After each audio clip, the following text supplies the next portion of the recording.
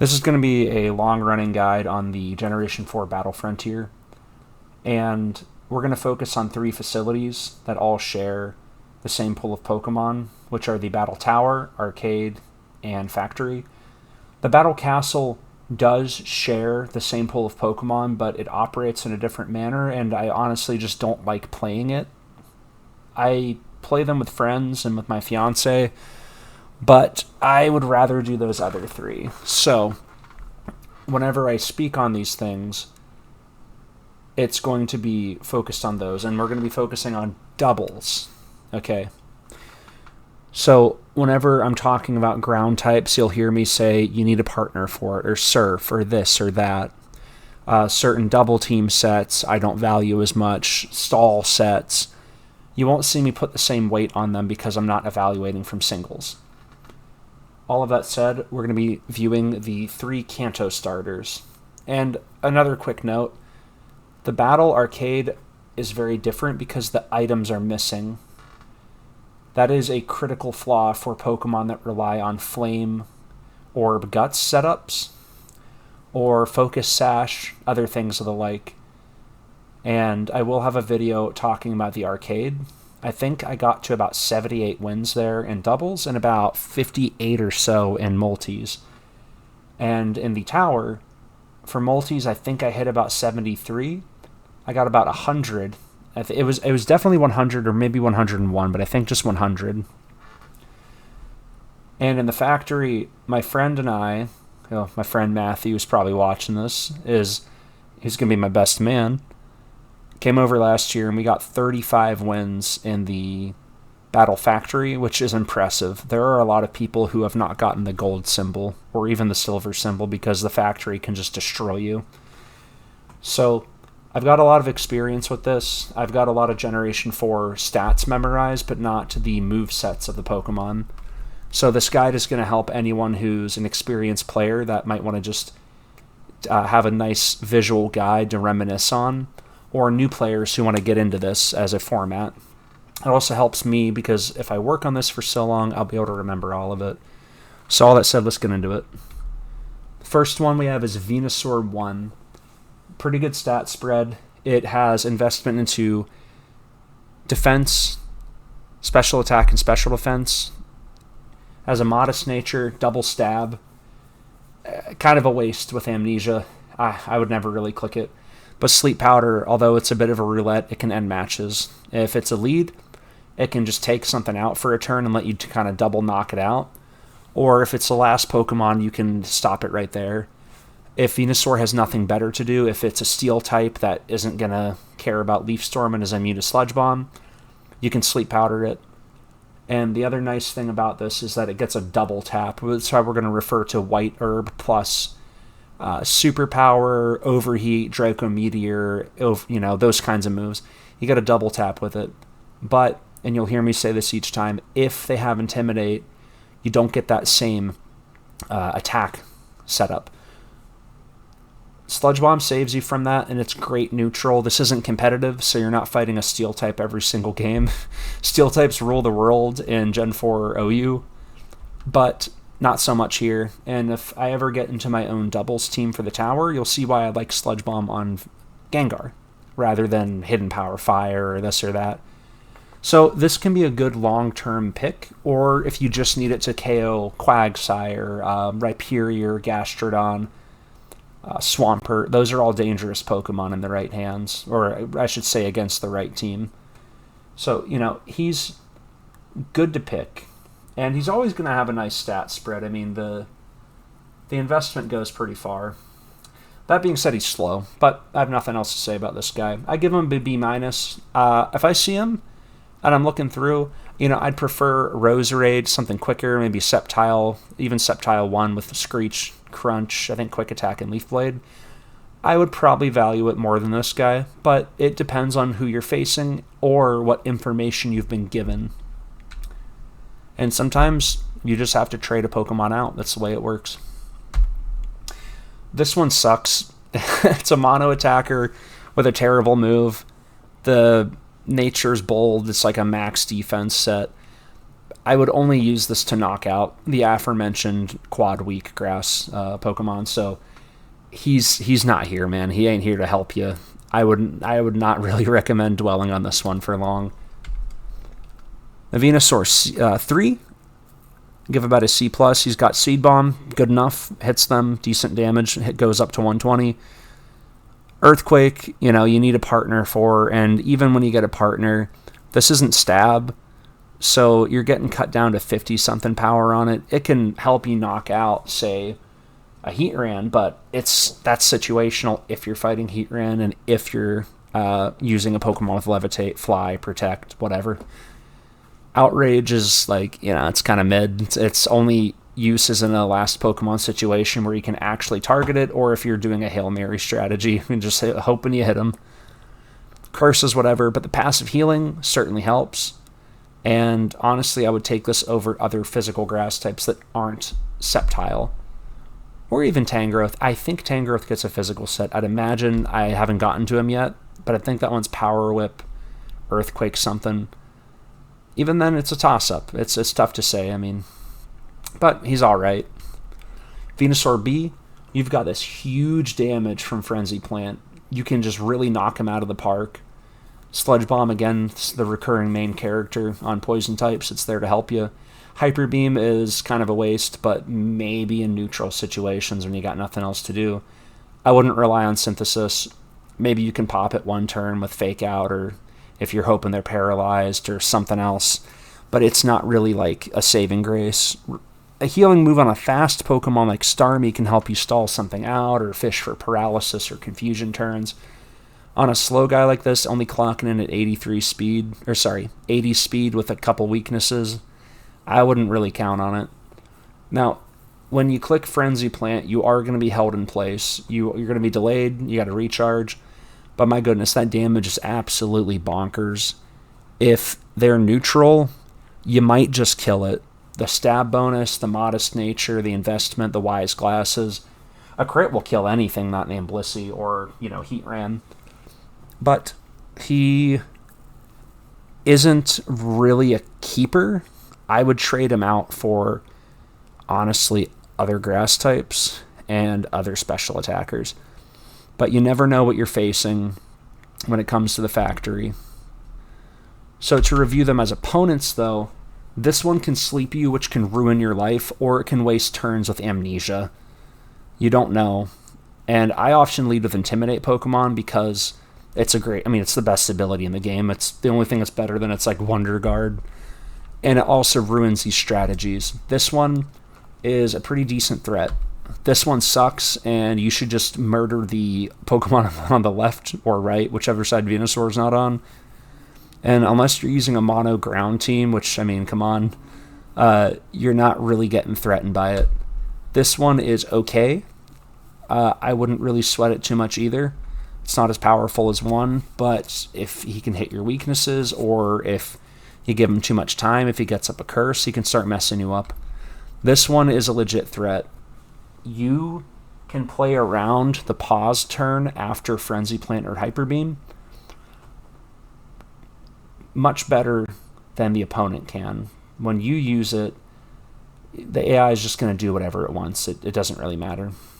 But when they use it, that's a critical moment for you. So think about that. We're on to Charizard. I give this one an A+. He's got double stab.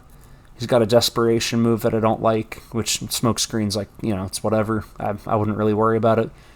Scary Face. The other day, I was playing against, I can't remember what it was. It was Alakazam, and then the partner was something else. But I was going to slow down the Alakazam and then have my physical ally attack the other Pokemon to soften it up for Charizard. And then Charizard would swap targets turn 2, attack that other target, finish it, and then the physical attacker would knock out the Zam in one hit. That being said, don't cross your fingers with this. We all wish it was Tailwind. It is what it is, right? So, Flamethrower is a great move, and it destroys Steel types. Hits Grass and Bug and Ice as well, but Steel types are always threatening to a variety of Pokemon. And Air Slash is not your best friend, You shouldn't be crossing your fingers on it. Don't look to this as an end-all be-all. I'll tell you this, when I use in doubles my Heatwave Air Slash Charizard, I use a wide lens for consistency. It puts this move and Heatwave both at 99%. And if you don't know, wide lens, at least in Gen 4, cannot push you to 100% accuracy. I believe that is true. Last time I checked it was. But this guy, this is a top tier Pokemon. You only get 2 attacking types, and he gets walled out by water types unless he flinches them. You need some good coverage on other Pokemon to support him.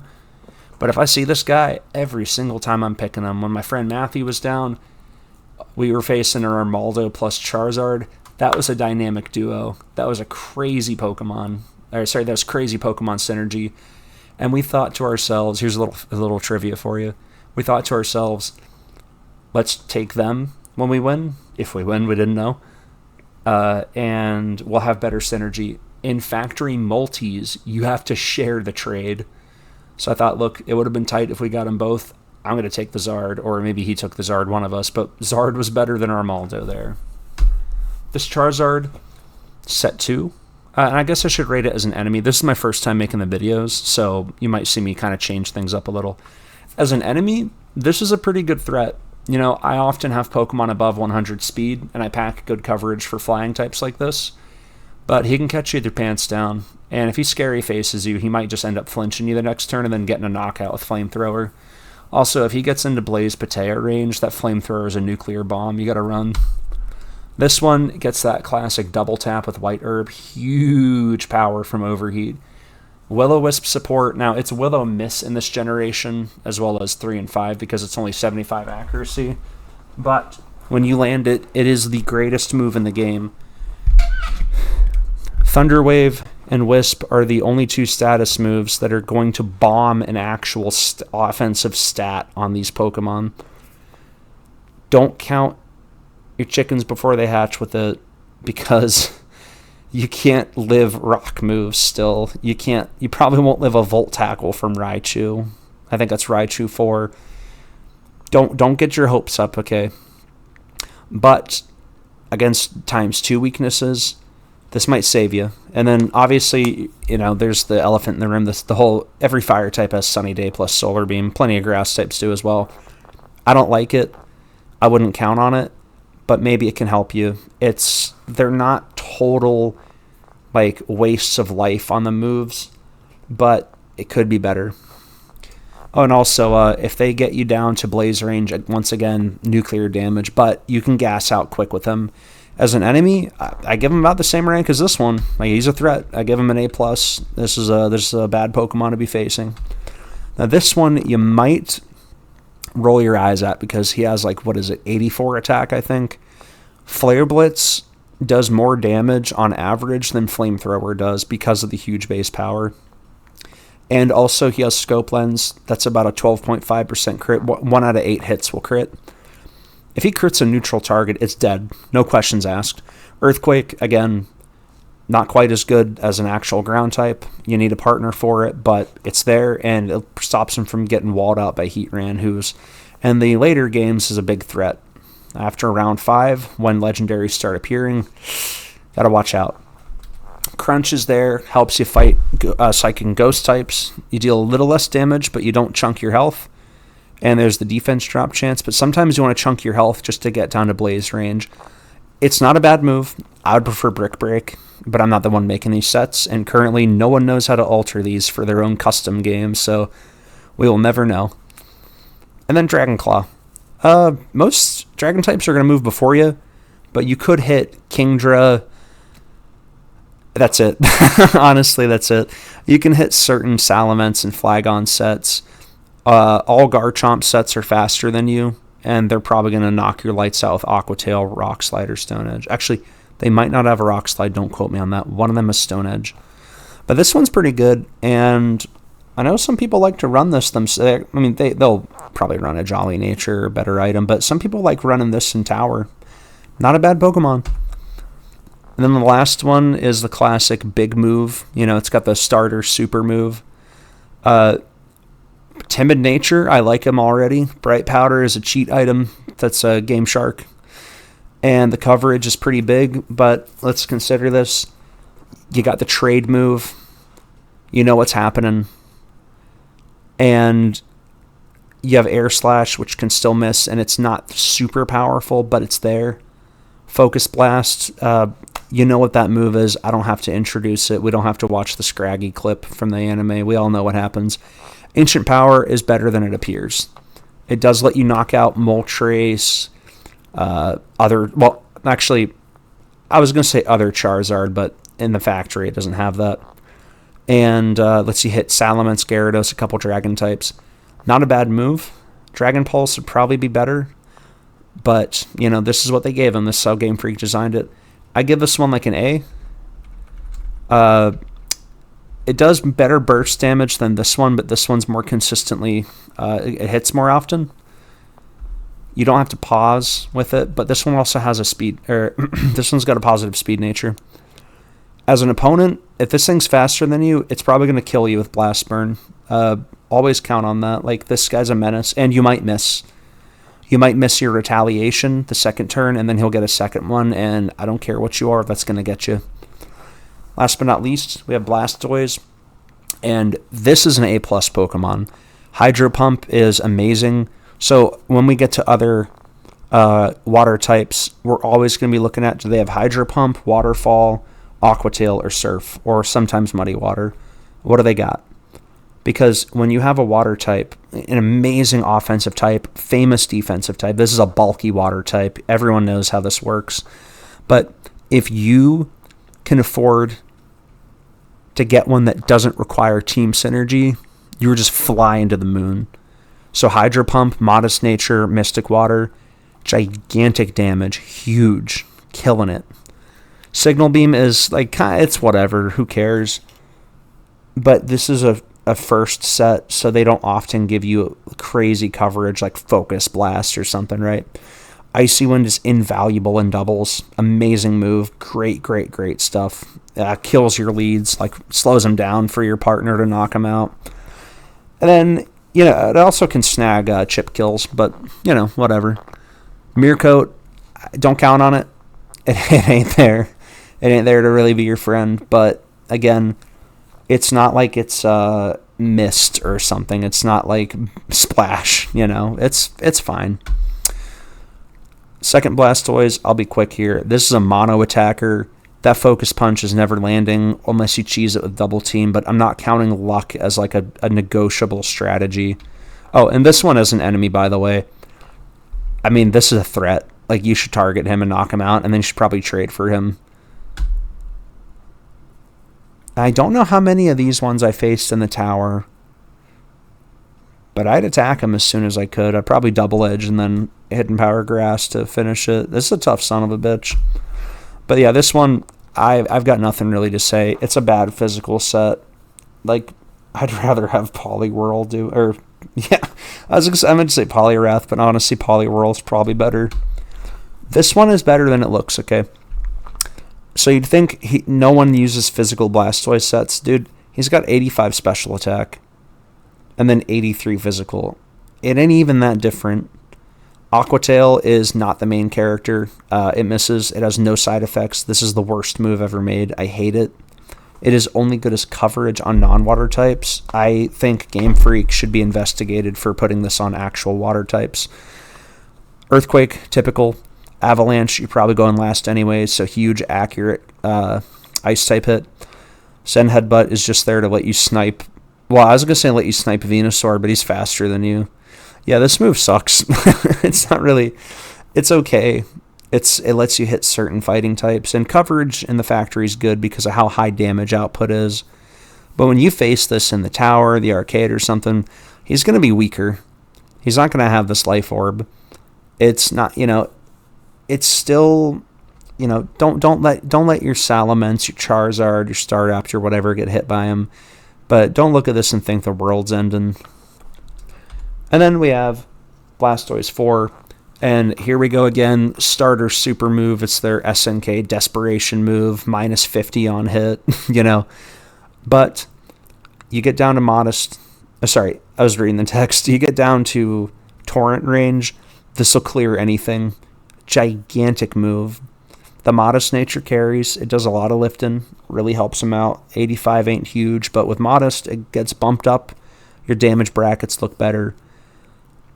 This is a B+, though, because like 2 moves that pause them, inaccurate coverage, move on Focus Blast. Ice Beam's perfect. Thank goodness they didn't give him Blizzard. I'd knock him down to like a B- then. He'd be a lot tougher to negotiate with him. But this one is not nearly as good as this one. This is a whole tier above, like a whole grade of 1 above. This is a great Pokemon. But this one can deal direct Ice Beam damage to targets. No spread damage reduction. Icy Wind is pretty weak with that. Ice Beam always does solid damage. So out of these 3, and I'm grouping them together, I'll be grouping together other Pokemon, but I'm going to try to go in order. It just depends on how I feel. But whenever you're fighting the starters here, this is one of the most competent set of starters. The weak ones are the Gen 2. I mean, who saw that coming, right? And then Gen 3 and 4 are pretty tough. Like, they can specialize. So, keep your eyes peeled for these when you're trading in Pokemon or when you're looking at your rental sets, like your first 6. When you're fighting them in the tower, give them respect unless it's Venusaur 2, in which case you just won the lottery. It's a 4v3. And consider using some of these sets. This one's good. This is a legit set. I would rather have Fly. I think Fly is a great move because not many Pokemon carry Protect in the Battle Frontier, and they will still try to target you. So you can use it as like a quasi-Protect. So that's all I got for these guys. I hope you enjoy the video, and thank you for watching.